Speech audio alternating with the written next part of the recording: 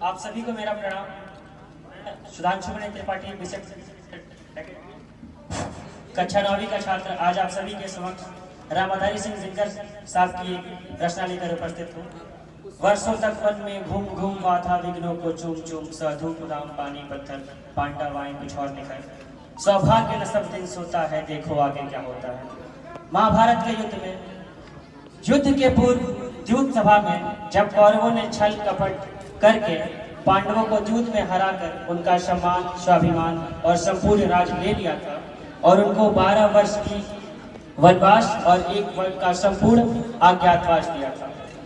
पांडव जब वनवास और अज्ञातवास पूर्ण कर पुनः हस्तिनापुर आते हैं तो वह यह प्रस्ताव रखते हैं कि नियम अनुसार हमें हमारा इंद्रप्रस्थ और आधा साम्राज्य दे दिया जाए, पर दुर्योधन और कौरव इस बात को पूरी तरह से खारिज कर देते हैं और कहते हैं कि तुम्हें कुछ नहीं मिलेगा। परंतु जो उच्च कोटि के अच्छे विचार रखने वाले अच्छे दिल वाले लोग होते हैं वह शांति को बढ़ावा देने के लिए युद्ध को नहीं करना चाहते हैं। तो युधिष्ठिर ने स्वयं जगत के ईश्वर वासुदेव से ये विनती की कि वो पांडवों की तरफ से शांति दूत बनकर जाएं और हस्तिनापुर में ये प्रस्ताव रखें कि अगर नियम अनुसार देना है तो हमें आधा साम्राज्य और इंद्रप्रस्थ दे दिया जाए, अन्यथा हमें केवल 5 ग्राम दे दिया जाए, हम वहीं पर खुशी से रहेंगे। तो इस पे रामाधारी साहब दिनकर जी कहते हैं, मैत्री की राह बताने को सबको सुमार्ग पे लाने को दुर्योधन को समझाने को भगवान हस्तिनापुर आए स्वयं पांडव का संदेशा लाए। तो न्याय अगर तो आधा दो उसमें भी कोई बाधा हो तो दे दो केवल 5 ग्राम, बाकी रखो अपनी धरती तमाम, हम वही खुशी से खाएंगे परिजन पर असीना उड़ाएंगे। पर दुर्योधन वो भी दे न सका आशीष समाज की ले न सका, उल्टे हरि को बांधने चला जो था असाध्य उसे साधने चला। जब नाश मनुष्य पर छाता है सबसे पहले विवेक मर जाता है।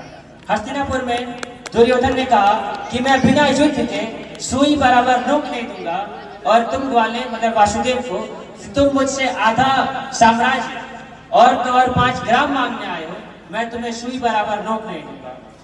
तो श्री कृष्ण कुपित होकर बोलते हैं, हरि ने भीषण हुंकार किया अपना स्वरूप विकराल किया, डगमग डगमग दिग्गज बोले भगवान कुपित होकर बोले, जंजीर बढ़ाकर साध मुझे हाहा दुर्योधन बांध मुझे, देख पवन मुझ में लय है या देख पवन मुझ में लय है। बोलते रहो उंध्याचल मेरा दीप भाल भूमंडल विस्थल विचार, उंध्याचल मेरा दीप भाल भूमंडल विस्थल विचार, भैंस परुदी बंद के घेरे हैं मैनाक में रूपन पहेरे हैं। उंध्याचल मेरा दीप भाल भूमंडल विस्थल विचार, मैघ परुदी सब बंद के घेरे हैं मैनाक मेरु सब पग मेरे हैं। श्री कृष्ण कहते हैं, हे दुर्योधन तुम मुझे बांधना चाहते हो, मैं स्वयं जगत का ईश्वर हूँ, संपूर्ण सृष्टि का सृजन हूँ और तुम मुझे बांध पाओगे।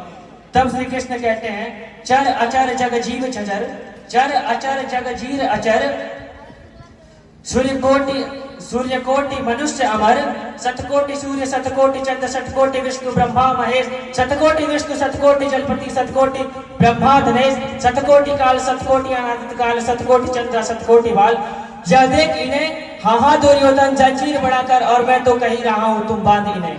वासुदेव कहते हैं कि अगर तुम मुझे बांधना चाहता है तो पहले इन सबको बांध, अगर मुझे बांधना चाहे तेरा मन तो पहले बांध अनंत गगन, अगर तुझे बांधना चाहे मेरा मन तो पहले बांध अनंत गगन। यह देख उंध्याचल मेरा दीप्त भाल, यह देख मैनाक मेरू, यह देख संपूर्ण सृष्टि।